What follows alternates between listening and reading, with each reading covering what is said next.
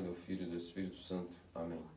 Queridos amados cristãos ortodoxos, irmãos e irmãs em Cristo, escutamos hoje no Evangelho de nosso Senhor Jesus Cristo, segundo o apóstolo evangelista São Mateus, a parábola a respeito dos maus vinhateiros. Nosso Senhor e Salvador Jesus Cristo aqui nos ensina a respeito da relação que o povo de Deus tinha com ele, a relação que Deus mesmo esperava ter para com seus filhos. Ou seja, aquilo que era a expectativa por parte de Deus e qual era a realidade. E para isso nosso Senhor contou essa parábola, especialmente para os fariseus, escribas e os chefes da lei que ali o escutavam, mas em geral para todo o povo. Mas essa parábola em especial estava sendo dirigida para os fariseus. Então nosso Senhor contou uma parábola de que havia uma vinha plantada, e nessa um pai de família plantou uma vinha, cercou, e ali plantou aquilo que era o estabelecimento de sua vinha. Quem é esse pai de família? Esse pai de família nada mais nada menos do que era o nosso próprio Pai Celestial, o próprio Senhor e Criador do Universo. E essa vinha era, na verdade, o reino de Israel. Ou seja, nosso Senhor plantou uma vinha, que era o próprio povo de Deus, ou seja, Israel, a fim de ter com ele uma relação especial. De todas as nações, de todos os povos do mundo, Israel foi escolhido para ser aquilo que era a vinha de sua trabalharia, as suas graças e suas maravilhas, e, portanto, a vinha significa o povo de Israel. De todas as nações foi o povo que foi escolhido especialmente para ter a revelação da verdade, ou seja, de todos os povos do mundo, apenas Israel possuía o conhecimento da verdade revelado pela própria revelação divina. Depois disso foi dito que esse pai de família estabeleceu uma sebe, ou seja, cercou essa vinha. Essa cerca significa, amados cristãos ortodoxos, os mandamentos, a lei de Deus que separava Israel de todo o restante do mundo. De fato, em que sentido esse povo de Israel foi separado do mundo? É no sentido de que, uma vez que ainda não havia época da graça, ao menos o pecado havia sido separado do homem através da lei, dos mandamentos. Então Israel era o único povo que, por receber a revelação divina, tinha total conhecimento do que era pecado, que existia um Deus verdadeiro e que existia uma vontade contrária a esse Deus, muito ativa dentro de nós, chamado pecado, e portanto foi colocada uma sebe, ou seja, uma cerca dessa vinha do povo de Israel, que era a lei de Moisés, os mandamentos, separando o povo de Deus do mundo em relação ao pecado. Depois foi dito que esse pai de família estabeleceu uma torre. Essa torre era, na verdade, o Monte Sião. E no Monte Sião, o de Jerusalém, a cidade santa, e o templo, onde eles poderiam, portanto, estabelecer toda a sua adoração a Deus, todos os seus sacrifícios a Deus. E depois foi dito que ele também plantou um lagar. E esse lagar significa, simbolicamente, todos os sacrifícios rituais judaicos, que eles eram, portanto, dignos e felizes em oferecer sacrifícios a Deus. Eles podiam ser contentes, assim como uma pessoa quando está no lagar, pisoteando as uvas e vê ela borbulhar e fermentando, fica feliz que dali virá um maravilhoso vinho. Assim também o povo de Israel foi concedido a ele uma torre, ou seja, o templo, e nesse templo, no Monte Sião, a dignidade de ter alegria em oferecer sacrifícios a Deus para aplacar o pecado dos sacerdotes e os pecados do povo, e pedir misericórdia para toda a humanidade, e, portanto, oferecer aí sacrifícios e holocaustos em prol de obter a misericórdia por parte de Deus. E, portanto, esses são símbolos a respeito dessa vinha, e o que significava, portanto, a vinha que o pai de família, nosso Deus, plantou em Israel, e o que estabeleceu todo o reino de Israel, segundo essas prerrogativas que vos narrei. Muito bem. Foi dito, portanto, que chegou um tempo onde o Senhor, portanto, depois de plantar essas bênçãos, ou seja, o pai de família, ele se retirou, partiu, viajou para uma região distante.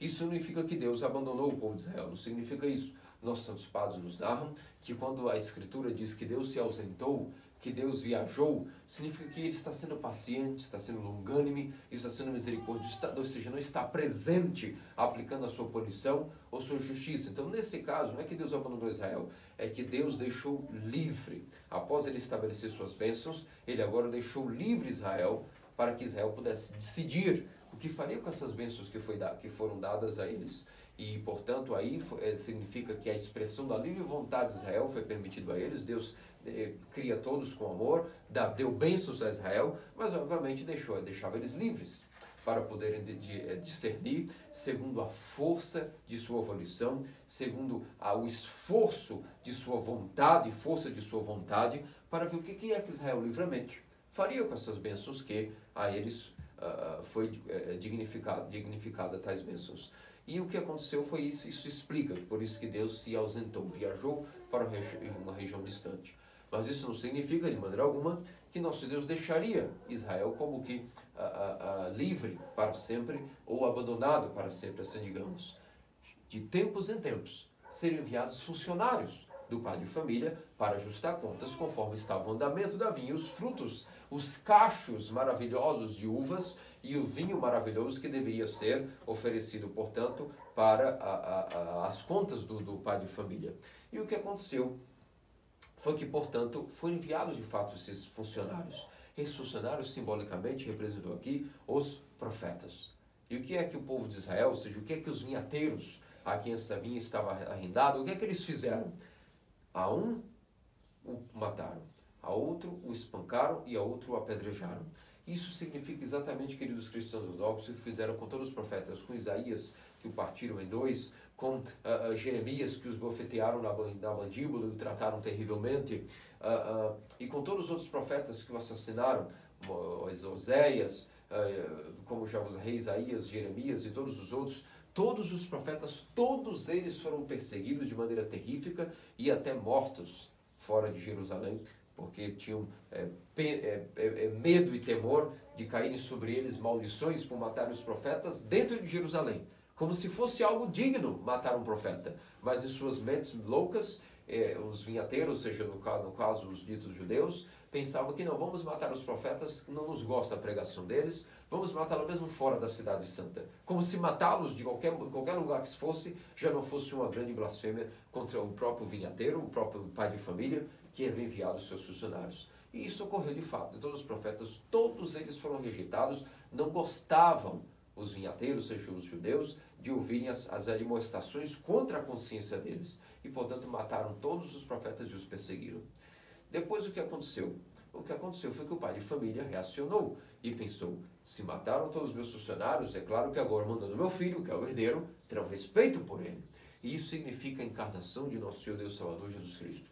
Finalmente Deus Pai resolveu enviar o seu próprio Filho, para que ao menos quando o Messias fosse enviado a eles, ajustasse contas nessa vinha. Onde estão os frutos que vocês deveriam dar? Essa vinha não é de vocês, é minha, eu vos arrendei. Onde estão os frutos? Ao menos o Filho iriam respeitar, ao menos o Messias deveria, portanto, abrandar suas consciências, e havia esperança de que, ao menos vendo agora o Filho, o herdeiro, iriam tratar de pedir perdão, entenderem que, de fato, tudo que fizemos foi uma grande loucura, perdoe-nos, vamos nos emendar, e agora está aqui os frutos. Vamos trabalhar agora o dobro para pagar a ti, ó herdeiro, aquilo que nós devíamos, para que contas não sejam ajustadas contra nós. Mas foi isso que aconteceu com os judeus, foi isso que aconteceu com os vinhateiros, que os antigos israelitas, que os amados cristãos ortodoxos. Claro que não. Eles não só não se arrependeram, como tiveram a audácia de pensarem, agora foi enviado o herdeiro. Vamos matá-lo, nós não precisamos dele nem de nada. Vamos matá-lo e nós vamos agora tomar essa herança, essa vinha, para nós. Vejam como conscientemente os judeus israelitas sabiam, especialmente fariseus e escribas, que Jesus, nosso Senhor e Deus Salvador Jesus, era o Messias. Eram conscientes que ele era o Filho de Deus e com uma mente astuta, uma mente completamente, como posso dizer, maquiavélica, de fato resolveram, de fato, matar o Messias, dizendo, não nos agrada. Se fosse outro tipo de Messias, nós aceitaríamos o Messias bélico, o Messias que tivesse dito que o nosso poder iria jazer sobre as nações e que todas as nações seriam subjugadas a Israel. Esse tipo de Messias que nos foi enviado, esse filho, não nos agrada, e chegaram ao ponto de dizerem que não precisando do Messias, iriam matá-lo. E de fato, conscientemente, de maneira astuta e programada, consciente, de fato mataram o Filho de Deus, dizendo que não precisavam mais nem do Messias. Chegaram a um ponto de loucura os judeus, dizendo, nós não precisamos do Messias, a nós nos basta nós mesmos para ter o povo de Israel, uma nação para nós governarmos. Essa era a mentalidade dos fariseus, escribas e anciãos da lei, e portanto, mesmo reconhecendo o Messias, chegaram ao ponto de conscientemente o mataram. De fato, a parábola nosso Senhor antecipando, aqui estamos poucos dias e pouco tempo antes de nosso Senhor começar a subir a Jerusalém para ser crucificado, ele contou essa parábola, de fato, narrando aos fariseus o que ocorreria. E disse a eles, assim como mataram os profetas, também arrastariam o herdeiro, o filho, para fora da vinha, e o mataram. E de fato foi isso, essa profecia se cumpriu. Arrastado no Senhor para fora de Jerusalém, e de fato o mataram e o crucificaram. Antes de mesmo de sua morte, ele narrou como seria feita sua morte, e assim foi. Foi arrastado para fora da vinha, foi morto e crucificado conscientemente pelos próprios vinhateiros a quem Israel estava arrendado, os chefes e anciãos, os líderes da religião judaica, que deveriam, na verdade, cuidar da vinha e oferecer frutos agradáveis a Deus. Na verdade, mataram todos os funcionários e usurparam para si a própria vinha. Mas é claro que a história não acaba por aqui. E nosso Senhor admoestou eles, dizendo: a pedra que os construtores rejeitaram tornou-se a pedra angular, a pedra de esquina. O que significa isso, queridos amados cristãos ortodoxos? Que embora mataram o filho da vinha, o filho do dono da vinha, o filho do pai de família, isso não ficaria assim. Esta pedra significa nosso próprio Senhor e Deus Salvador Jesus Cristo, que embora foi rejeitado por esses anciãos, escribas e doutores da lei, ele ressuscitou. E os nossos santos padres dizem que para aqueles que não creem na ressurreição de Cristo, ele torna-se uma pedra de tropeço, a qual todo aquele que essa pedra cai sobre é esmagado, e aquele que cai acima dessa pedra é feito em pó e dissipado por todo o mundo. E de fato foi isso que ocorreu com os judeus. Eles rejeitaram a crença nesta pedra angular, na ressurreição de Cristo, e essa pedra esmagou-os de tal maneira que destruiu a sua crença, o seu culto passou. E de fato o que aconteceu foi que esta vinha, disse nosso Senhor, será tirada de vós e será dada a outros povos. E de fato isso se cumpriu. Nosso Senhor ressuscitou, a morte não pôde detê-lo, e essa pedra caiu sob aqueles que eram os judeus. Não acreditaram na ressurreição, por isso seu culto foi exterminado.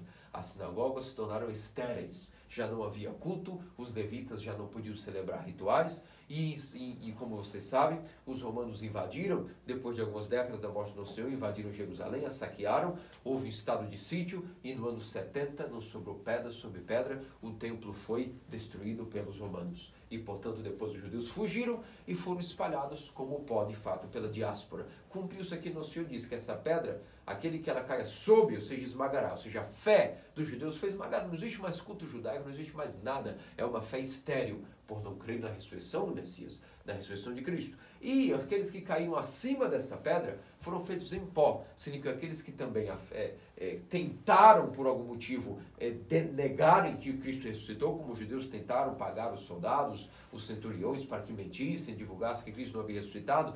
Esses que caíram sob a pedra de tropeço foram feitos esmagados como pó, e o pó é levado pelo vento para as nações, e assim foi o povo judeu dissipado até hoje pela diáspora. Todo o povo judeu jaz aí, é muito recente que existe um novo suposto Estado de Israel, mas até então todos os judeus ficaram espalhados na diáspora. E portanto cumpriu-se aí aquilo que era a maravilhosa a profecia de nosso Senhor a respeito, infelizmente, do mau comportamento, do mau usufruto da vinha pelos vinhateiros, ou seja, os judeus e os israelitas. Entretanto, meus amados cristãos ortodoxos, perguntemos-nos agora, qual é o motivo, meu Deus do céu, que isso ocorreu com os israelitas?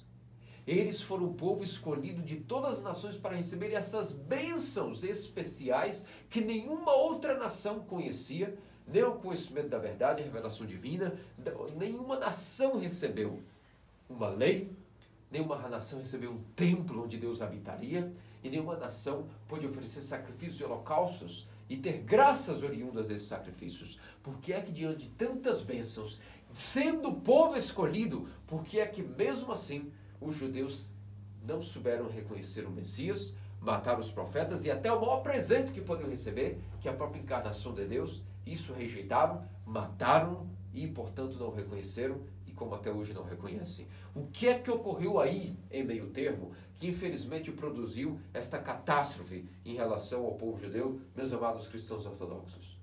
Nossos santos padres explicam que isso se deu devido à ingratidão dos judeus. A ingratidão, a falta de agradecimento é o que afasta as graças de Deus de nós. Em vez de serem gratos por terem sido o povo escolhido e recebido as prerrogativas e as bênçãos maravilhosas, eles estavam sempre, se nós lemos na Escritura, desde Gênesis até o culminar do Antigo Testamento, sempre os judeus estavam ingratos e reclamando para com as bênçãos que recebiam.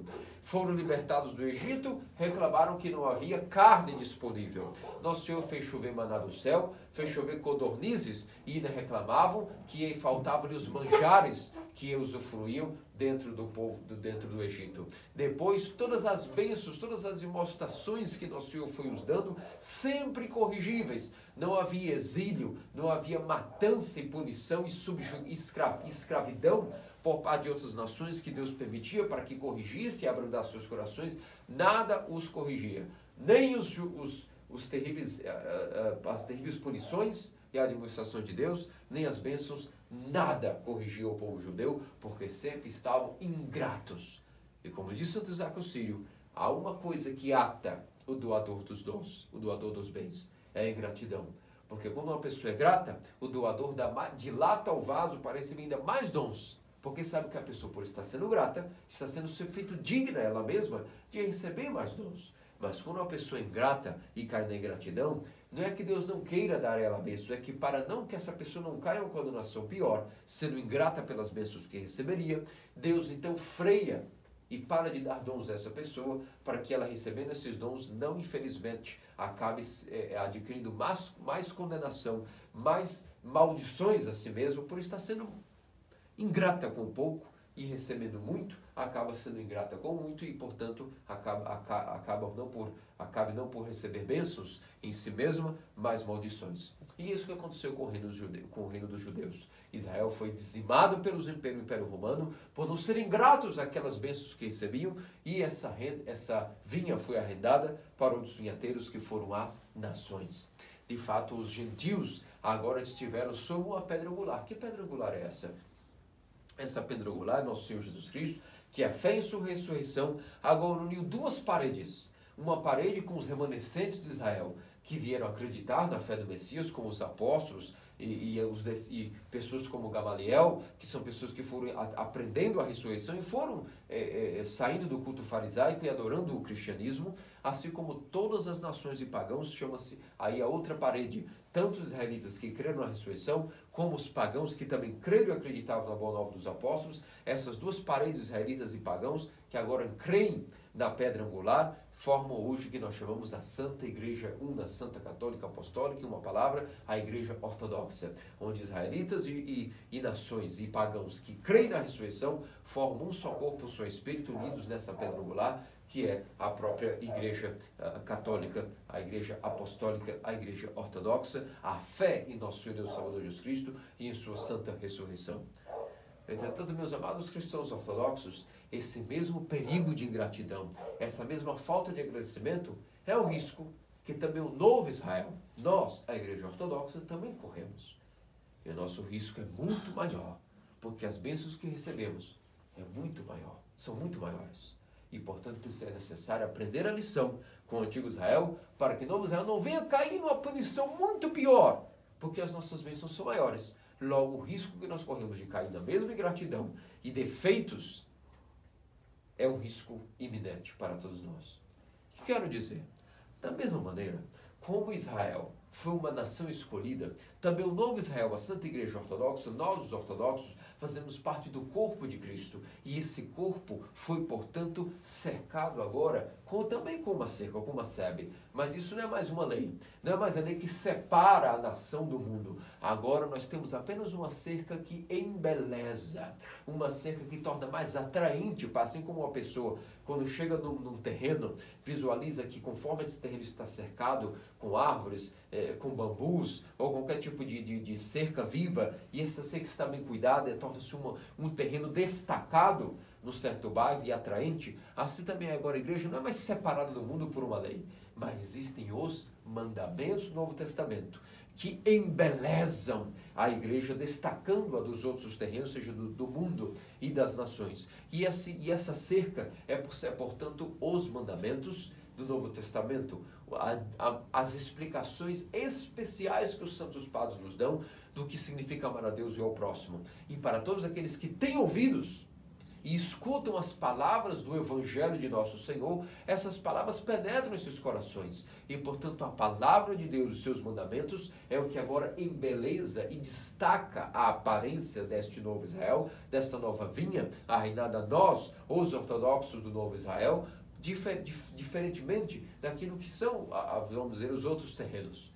Essa cerca embelezada com os mandamentos de Cristo, com o poder de sua palavra, o Evangelho, destaca a aparência desta vinha daquilo que são os outros terrenos do mundo.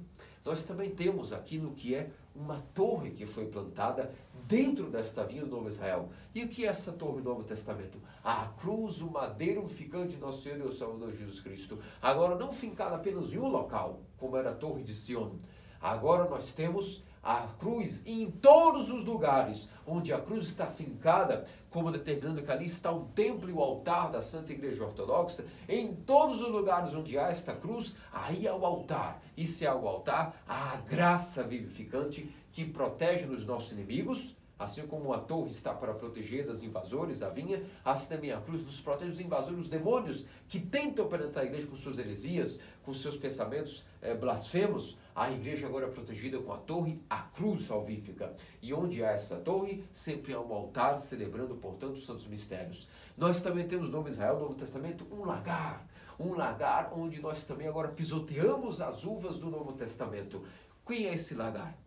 Esse lagar é nada mais que os mistérios, os sacramentos, especialmente o sacramento da Eucaristia, o corpo e sangue salvífico, imortal, imaculado, vivificante, eterno e imortal do corpo e sangue de Cristo. Todos os mistérios e os sacramentos são esse lagar. Assim como quando nós pisoteamos no lagar a uva para obter aquela borbulha, aquela fermentação que produz um belo vinho, assim também os sacramentos borbulham graça incriada, graça vivificante e acessível a todos que pisem dentro desta vinha. E essa graça borbulhante desse vinho e dessas uvas maravilhosas e cachos espirituais que Deus espera colher de nós no Novo Testamento, também tem funcionários que vêm agora nos cobrar. E esses funcionários não são mais funcionários a cada um século, a cada 100 anos, como eram enviados os profetas, um por século. Agora não. Agora em todo momento, em toda geração, muitos e infinitos santos, fileiras e fileiras de homens, mulheres, virgens, mártires, confessores,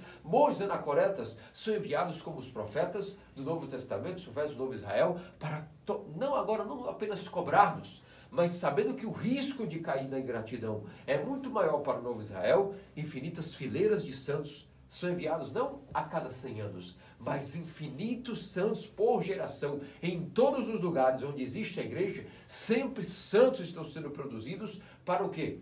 Para agora lembrar o Novo Israel, lembrar a Santa Igreja Ortodoxa que o risco de cair existe. A ingratidão pode nos causar uma queda muito pior do que o antigo Israel, porque as nossas bênçãos são maiores. Então o risco é maior. E por isso Deus envia não um profeta a cada 100 anos, mas infinitos santos, mulheres, que ao lermos a biografia dos que já morreram e estão esperando no seio de Abraão a ressurreição de Cristo, assim como aqueles que estão vivos e aqueles que estão nascendo e aqueles que estão crescendo na igreja. Porque sempre onde há igreja há santos, no meio dela, assim eles estão nos lembrando, sacudindo a nossa consciência de que nós, como novo Israel, devemos continuar oferecendo a Deus aquilo que são o fruto que Ele espera. Cachos de uvas espirituais e um vinho maravilhoso, cheio da graça vivificante, ao qual nós devemos produzir esses frutos espirituais abundantes e, portanto, em cada geração, infinitos santos e fileiras de santos e santas e mártires anacoretas estão sempre admoestando a nossa consciência de que lembremos-nos de que assim como o antigo Israel foi ingrato e perdeu a vinha, ela foi arrendada a outros, essa renda foi arrendada a nós agora. E temos, portanto, de cumprir com o mandato, porque o Filho de Deus, o Filho da vinha, já veio. Mas ele também virá na segunda vinda, assim como ele veio para o primeiro Israel após enviar os profetas, agora ele viu os seus santos. Desperta santos nas gerações, mas ele virá também na segunda vinda e ajustará contas com a Igreja Ortodoxa, com o novo Israel. Vejam que explicação maravilhosa Santos Padres nos dão sobre o que significava a vinha no Antigo Testamento e o que significa a vinha no Novo Testamento. E assim como diz que santos inumeráveis sempre foram reconhecidos pela gratidão, lembrando Israel de que a gratidão de Deus é o motivo pelo qual vale a pena estar sempre vigilante a Deus, para que as graças não sejam tiradas, mas sejam até aumentadas. Como exemplo disso, nós temos hoje a comemoração de dois grandes santos. Primeiro, o chefe da milícia celeste, o grande confessor de fé, o primeiro confessor de que quando Satanás previu sua heresia no céu, foi o primeiro ortodoxo. Quem foi o primeiro ortodoxo da história da humanidade? São Miguel Arcanjo, o divino arquistrático, ou seja, o general militar, o comandante, que quando a Satanás cai do céu, ele grita: quem como Deus para que não vinhas a servir? E inicia o grande grito que nós também clamamos após professar a nossa confissão de fé, antes da oblação: permaneçamos de pé, permaneçamos com temor. E esse foi o grito de Miguel, e é o que nós hoje comemoramos, esse general celestial, um milagre especial que ele realizou na antiga cidade de Colosso, mais tarde chamada de Cona, na região da Frígia. O que esse santo Miguel, nosso santo arcanjo general, veio dar ao novo Israel? Uma retribuição pela gratidão de santos que estavam vivendo naquela região. Primeiramente, um homem que nem mesmo a tradição nem conserva o seu nome, mas um homem que naquela região tinha uma filha que era muda. E era até uma pessoa que não era ainda iluminada pelo batismo, tanto ele como sua esposa e sua filha eram pagãos, mas chegou um momento onde, pela graça de Deus, a intervenção divina, esse homem teve Deus conhecendo o coração desse homem, que ele seria uma pessoa piedosa quando se convertesse, deu a ele uma visão de que sua filha receberia o dom da palavra, ou seja, voltaria a ter aquilo que era a capacidade de se comunicar e falar.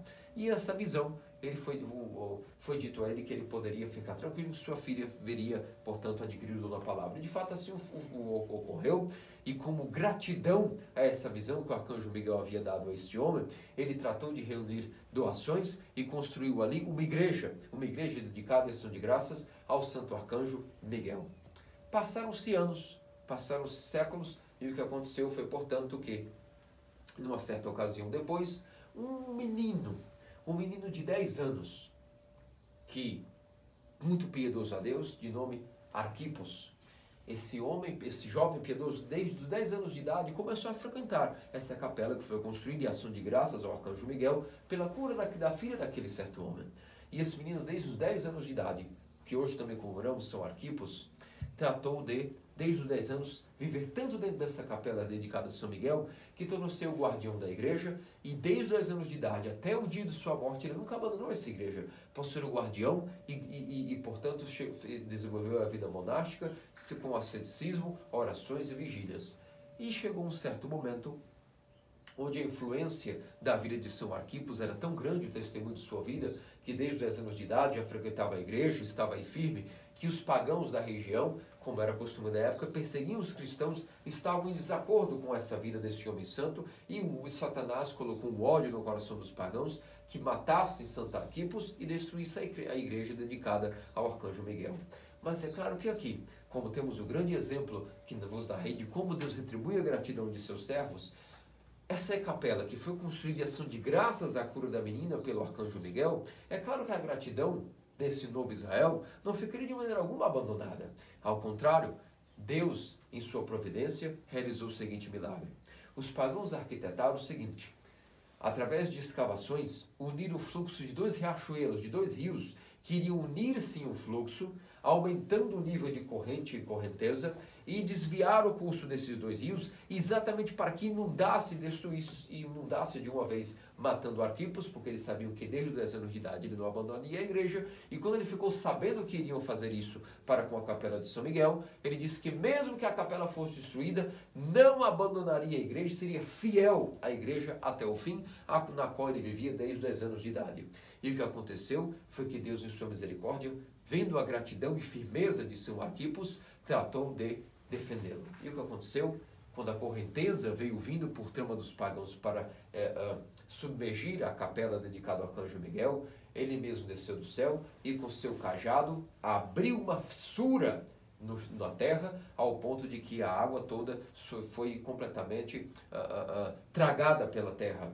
E naquele momento, então, o local foi apelidado agora não mais de Colossos, mas de Cona, que em grego significa fissura, fenda, pois o próprio arcanjo Miguel abriu uma fenda na terra para proteger São Arquipos, assim como também a capela dedicada a ele. E esse é o milagre de São Miguel, na cidade de Colossos, chamada hoje de Icona, que nós celebramos, e portanto, queridos amados cristãos ortodoxos, aí está um exemplo de um vinhateiro, São Arquipos, que foi fiel até o fim, mesmo da provação. E como, sendo grato a Deus e fiel às suas promessas, Deus também foi fiel a ele, protegendo-o, uma vez que ele não quis até dar a sua vida para morrer junto com essa capela, a qual ele vivia tão amadamente desde os anos de idade. Deus também o protegeu, e assim como um dia, assim também será com o anticristo. O arcanjo Miguel virá e irá abrir uma fissura na terra, e todos, o anticristo, todos os seus sequazes e os governantes desse mundo também irão para o abismo, definitivamente, após a segunda vinda de nosso Senhor e Deus Salvador Jesus Cristo. Na prenúncia da vinda do Senhor, também o arcanjo Miguel virá e irá fazer com que esse mundo inteiro seja engolido e tragado pela terra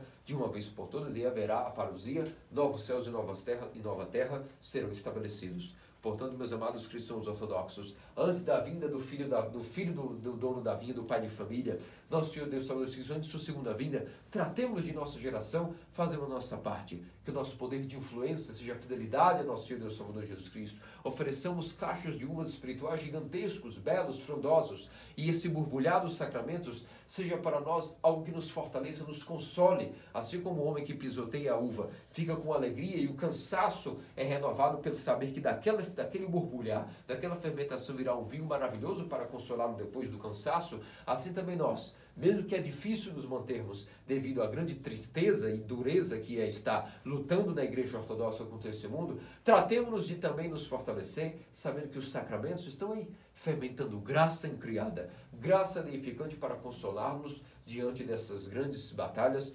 interiores e exteriores que nós travamos. Que disso, nosso Senhor Deus Salvador Jesus Cristo fala-nos dignos, pelas orações de sua Príncipe Mãe, de todos os santos. Amém. Amém.